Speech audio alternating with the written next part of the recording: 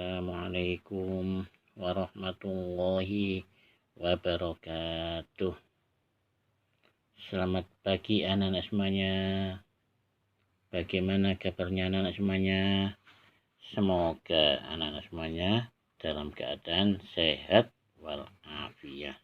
Amin ya robbal alamin.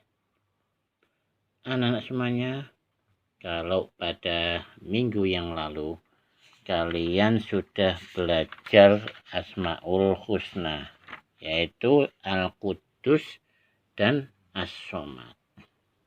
Hari ini kita masih melanjutkan Asmaul Husna yang lain, yaitu yang dipelajari pada hari ini, yaitu tentang Al-Muhaimin dan Al-Badi. Al-Muhaimin. Apa itu Al-Muhaimin? Mari kita pelajari bersama-sama. Sebelum saya lanjutkan, saya persilahkan anak-anak untuk membuka kitabnya halaman 56. Kalau sudah, mari kita pelajari bersama-sama. Apa itu Al-Muhaimin? Al-Muhaimin artinya Allah yang Maha Memelihara. Ya, karena Allah sudah menciptakan, maka Allah lah yang memelihara. Misalkan Allah menciptakan matahari, bulan, bintang. Allah yang mengatur supaya tidak terjadi tabrakan antara bulan dan bintang, antara bulan dan matahari. Allah yang mengatur. Matahari terbit dari sebelah timur. Setiap hari pasti matahari terbit dari sebelah timur, terbenam di sebelah barat. Itu Allah yang mengatur semuanya. Saya contohkan seperti ini anak-anak. Kalian mempunyai tas, ya. Siapa yang memelihara tas? Ya, otomatis kalian yang punya tas, ya. Itu adalah contoh kalau kalian merasa memiliki, karena sampean yang punya, sampean yang memelihara, supaya tas tersebut tidak cepat rusak. Contoh lagi, kalian pinjam buku di perpustakaan, kalian harus merawat. Karena apa? Karena buku perpustakaan yang kalian pinjam itu adalah milik kalian juga, ya. Makanya harus kalian rawat, harus kalian pelihara. Ya, itu adalah Al-Muhaimin. Sehingga dengan sifat Allah yang namanya Al-Muhaimin ini, dunia akan merasa aman. Ya. Nah, bukti bahwa Allah bersifat Al-Muhaimin itu tercantum di dalam surat Al-Hasyr, ya. Yang punya seperti ini, ya. A'udzu billahi minasyaitonir rajim. Bismillahirrahmanirrahim. Huwallahul ladzi la ilaha illa wal malikul quddusus salamul mu'minul muhaimin, dan seterusnya dan seterusnya. Sadaqallahul azim. Apa artinya? Artinya, dialah Allah yang tiada Tuhan selain Dia, Raja yang maha suci, yang maha sejahtera, yang mengaruniakan keamanan, yang maha memelihara. Ini bukti bahwa Allah bersifat Al-Muhaimin. Nah, kita sebagai hambanya Allah harus mencontoh sifatnya Allah yang bersifat Al-Muhaimin ini. Dengan cara bagaimana? Nah, di sekolahan kalian ada bermacam-macam tanaman. Kita rawat baik-baik, kita peliharalah baik-baik, ya. Jangan dirusak. Itu contoh meneladani sifat Allah yang namanya Al-Muhaimin. Kita rawat tanaman yang ada di sekolahan, barang-barang yang ada di sekolahan, kita pelihara, jangan sampai rusak. Itu adalah sifat Allah yang namanya Al-Muhaimin. Sekarang sifat Allah yang selanjutnya yaitu Al-Badi.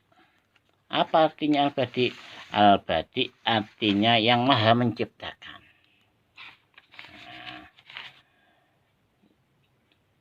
Adanya alam semesta ini, siapa yang menciptakan? Allah Subhanahu wa Ta'ala.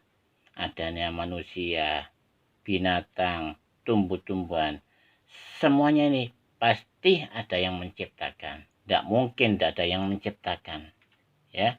Pasti ada yang menciptakan.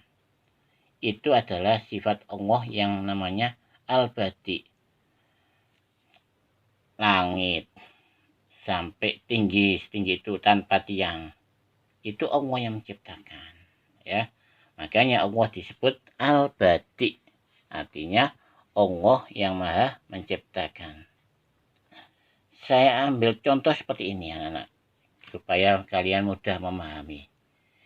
Bangku, seperti ini nih, bangku ini, ya, kipas angin seperti ini, pasti ada yang menciptakan.